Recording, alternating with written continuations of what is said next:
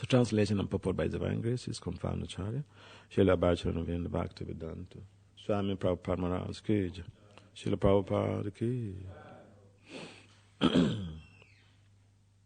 We should not feel shy to glorify Srila Prabhupada. Srila Prabhupada ki jai.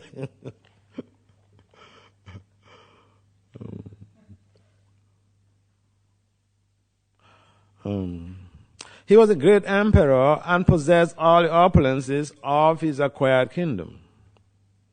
He was so exalted that he was increasing the prestige of the Pandu dynasty. Why did he give up everything to sit down on the bank of the Ganges and fast until death? But Maharaj Parikshit was the emperor of the world and all the seas and oceans. He did not have to take the trouble to acquire such a kingdom by his own effort. He inherited it from his grandfathers, Maharaj Yudhishthira, and brothers. Besides that, he was doing well in the administration and was worthy of the good names of his forefathers. Consequently, there was nothing undesirable in his opulence and administration. Then why should he give up all these favorable circumstances and sit down on the bank of the Ganges, fasting till death? This is astonishing, and therefore all we are eager to know the cause. Om Gyana Timirandasya, Gyana Jana Salakaya, Saksur Melitam, Jena Tasmai, Si Gurave Namaha. Chaitanya Manobhistam, Stafetam Jena Brutale, Swayam Rupam Kadamayam, Dadati Swa Padantikam, Vanchakalpa Taribyacha, Kripa Sunabhya Evacha, Patitanam Pavanabhya, Vaishnavya, Namam. Jaya Sri Krishna Chaitanya, Prabhu Nityananda, Sri Advaita, Gadara, Sivasani, Sri Gaura Bhaktavinda. Hare Krishna, Krishna Krishna, Hare Hare, Hare Rama, Rama Rama, Hare Hare. Namam Vishnu Padaya Krishna Pishtaya Bhutale, Semati Bhakti Vedanta Swami Itinam, Namaste Saraswati Deva Gauravani Vijaya, Namaste Sunya Bhadi, Paswati Adisatari. He was a great emperor and possessed all the opulences of his acquired kingdom. He was so exalted that he was increasing the prestige of the Pandu dynasty. Why did he give up everything to sit down on the bank of the Ganges and fast until death? So, Narada Muni, as most of us know, he is the most exalted son of Lord Brahma. Why? Because Narada Muni, according to the Trilokya Upanishad, Narada Muni was so much dear to Lord Brahma because he was taking your study to go around the whole 3 worlds preaching the glories of Lord Krishna. And therefore, Brahma himself specifically mentioned in his dialogue with Narada Muni that you are the best of my sons. And so, this chapter is basically the appearance of Narada. And so, this narration of the episode of the Parikshit having to abandon his kingdom, these are delineations by Narada Muni. So, the point is, someone is having a big position in society, a leader. Emperor means a leader. Emperor of the world means a global leader. He was not just the temple president of the Mano. He was a global leader. He was not just the prime minister of this country. He was a global leader. Everything was under his auspices. And what makes someone a global leader? What are the qualifications of being a global leader? Yes? Can someone tell us? We read it every day. Those who have done the Bhakti Vasudev program, they've read it. Those who have done the Bhakti Vasudev program, they've read it. Those who have read, Nectar of Instruction, Nectar of Devotion, tell us. What are the qualifications?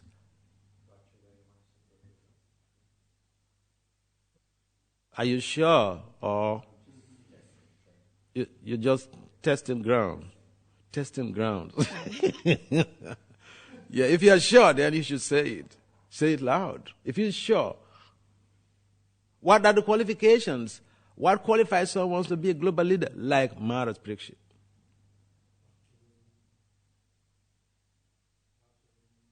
He also said that. Are you agreeing with him? Why?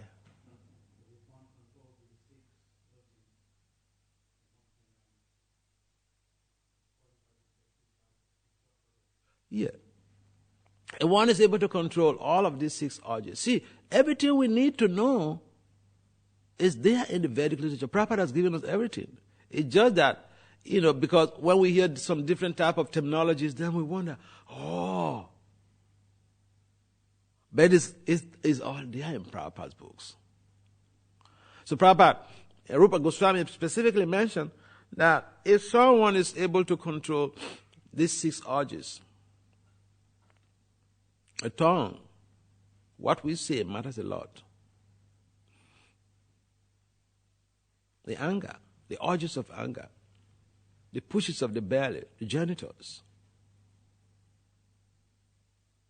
So we read about these verses. We read the Nectar of Instruction. It's there in the Nectar of Instruction, the very first text. So, how do we relate that to Maharaj Parikshit's situation? Because here Maharaj Parikshit was at a turning point of his life. It's called a crisis situation. So if someone is a global leader, how does he deal with his own personal crisis? What is his mindset? Is he reactive or is he proactive? So here we see that Maharaj Parikshit was basically proactive in this situation. Why? Because he was situated in self-leadership. To rule people is so easy. But do you rule yourself? Do you lead yourself? So this is a typical case of Maharaj Parikshit. Self-leadership. Because even global leadership is subsumed in self-leadership. You can't be a global leader without becoming a self-leader. And so here is the case. We try to control everyone in our family. I'm the man, I have a wife and children, then I try to control everybody. Are you able to control yourself? Yes. No.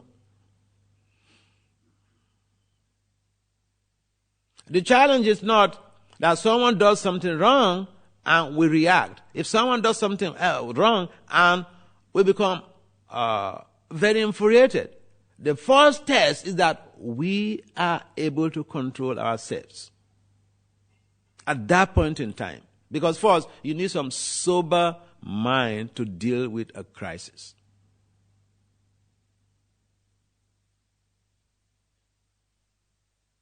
Without that, it becomes very difficult. And how do you do that? I'll give you the story. I mean, this is not Purana. This is not some thousands of years ago.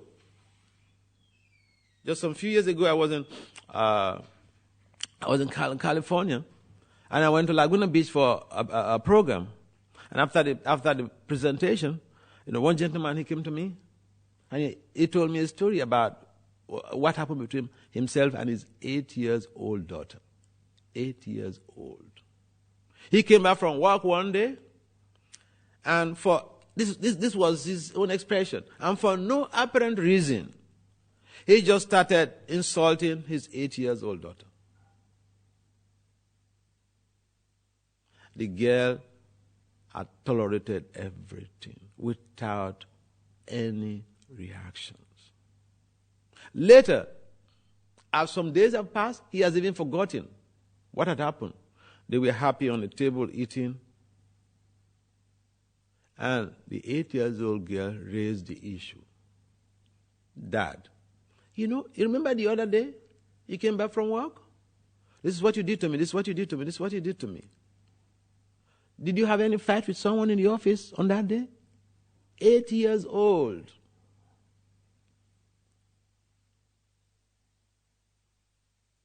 It's not that the girl was not hurt, or it's not that she didn't feel hurt, but she tolerated.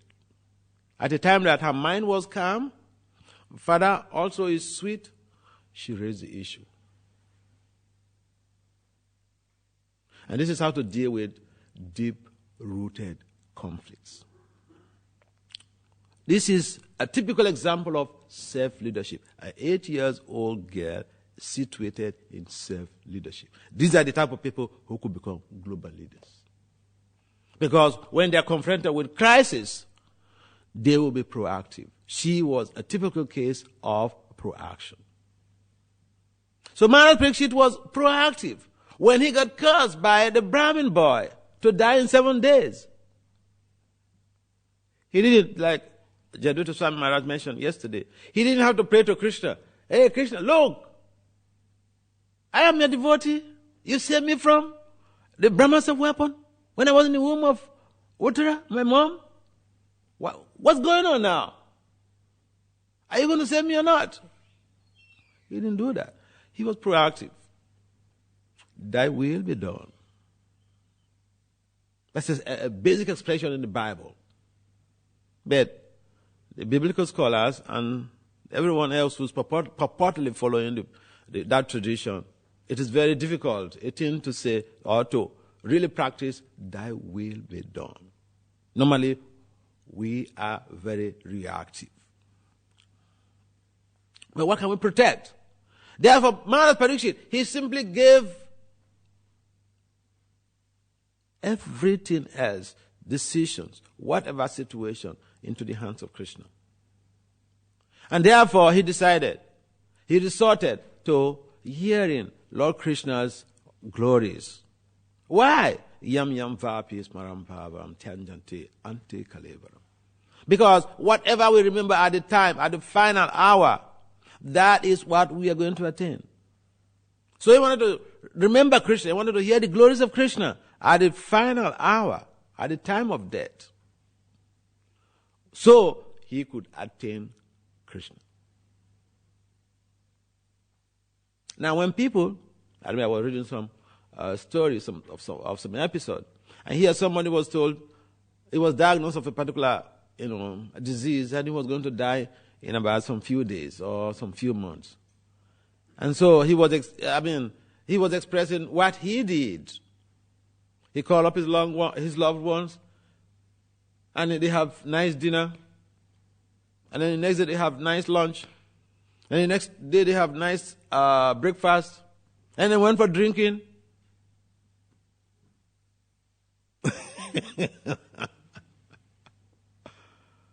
So, we have a test waiting for us, and that test is death. And the whole idea of Krishna consciousness is preparation towards that test, to sit for that exams and pass it. Maharaj Parikshit was blessed to know how long he has to stay on.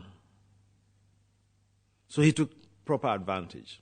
We don't even know how long we're going to stay, whether it is 7 more hours or 7 more minutes. So are we having that emergency consciousness? Who here will say, I'm ready to die now? I'm ready to die now. Raise up your hand. We're not ready. We're not prepared. Because you are praying to Krishna, please give me more time. I have so much of services to render to you.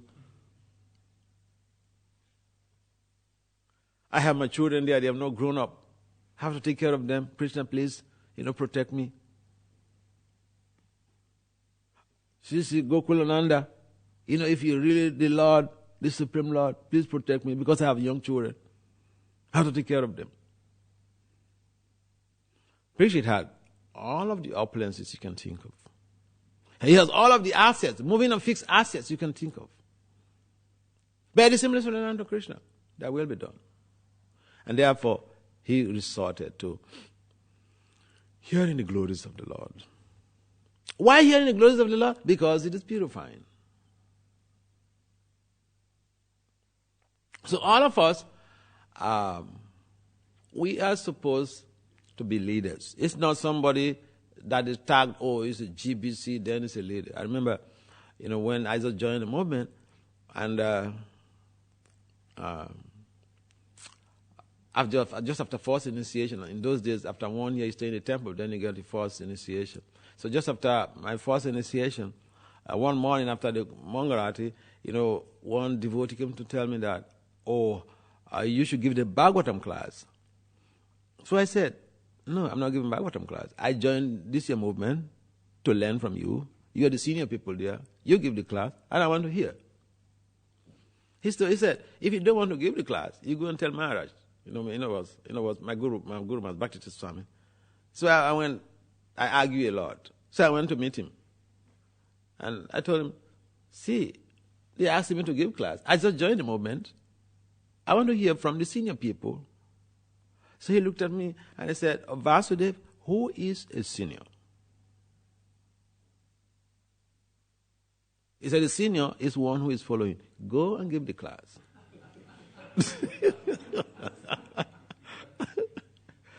So sometimes we think that, someone has to be tagged, has to have the emblem of, having been there for 50 years and doing some management 50 years, that entitles him to a senior. We have elders, we have seniors. We have elders and seniors combined also. So the idea is that when we face some crisis, are we going to be proactive or reactive? With all of this knowledge, we have known that we are not these bodies. We know we are not these bodies. But are we really acting on that principle that we are not these bodies? Especially when there is a crisis. Especially when someone hurts us. Someone curses us. Do we curse him back or curse our back? So the emotions, they drive us crazy. And therefore, we have to be aware. We have this information culture, spiritual information culture. We have to align with the tradition that we belong to. And that means by demonstrative efforts. We have to demonstrate. Actions speak, they say, louder than words. So people are watching us, even in our devotional community, other devotees are watching us, especially new devotees, they're watching us. How do we react to situations when someone hurts us? Parikshit was hurt by a Brahman boy. Not just hurt, he was caused to die. Amidst so much of opulence he had acquired from his grandfathers. So when we say, he didn't react because he didn't really work so hard to acquire that opulence. It's not true. Opulence is opulence, whether you acquire it or through your own personal effort. There must be serious attachment. So to become detached just within a moment, that is very difficult. It may take some time, but Parikshit did not waste time. The cause was meted out to him, and that was his immediate decision to go to the bank of the Ganges, get some saintly person to recite the Bhagavatam, to recite the glories of the Lord for him to hear. And he fasted till death. Another person who has been diagnosed of a deadly disease, he's enjoying till death. He's drinking, trying to get into merrymaking with family members, with friends till death. Now The opposite polarity is what transpired with Maharaj Parikshit. And so, we all are going to die. We all are going to quit these bodies. And so what is required for us is that we have to have emergency consciousness. We have to assume that we have also been cursed to die within 7 days. Then we have to develop that emergency consciousness. When there's a crisis, to make a decision could be very difficult. But look at the case of Maharaj Parikshit. He had the worst crisis of his life, but instantly he made a decision. This is what I'm going to do.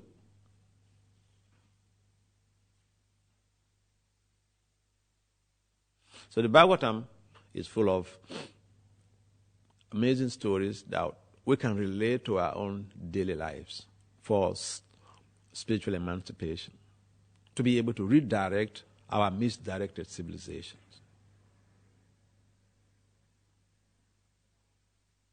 He was a great emperor of the three worlds. We don't have anything, and still it is so difficult for us to become fixed in Krishna consciousness, to be focused on our sadhana. That is the misfortune of the Kali Yuga. But as we hear these compelling stories, we should have that arousal to perform better in our Krishna consciousness, so that we don't keep putting off, we have to do this tomorrow, we have to do this next week. Anything worth doing is worth doing now.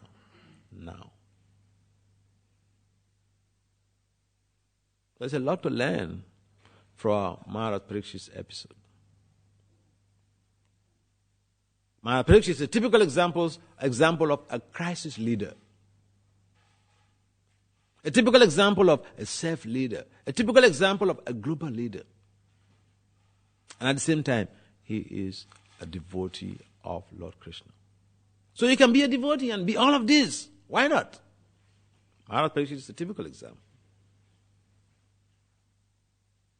Yes? No?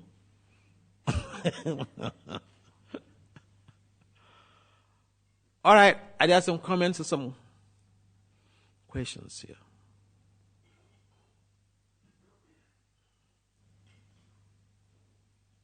Abandoning, Lord Krishna mentioned in the Gita, abandon all varieties of pursuits, religious pursuits, and surrender unto me. You see the case of Maharaj Parikshit. He abandoned all of his opulence. He didn't fight back.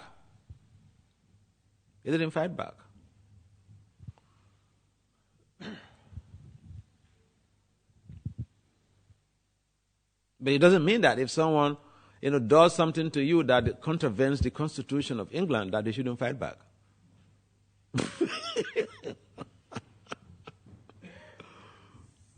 Oh, Maharaj Parikshit, he didn't fight back. This person, he wants to pluck my eyes. And so I just have to see it's my karma. And that is stupidity. That's no wisdom.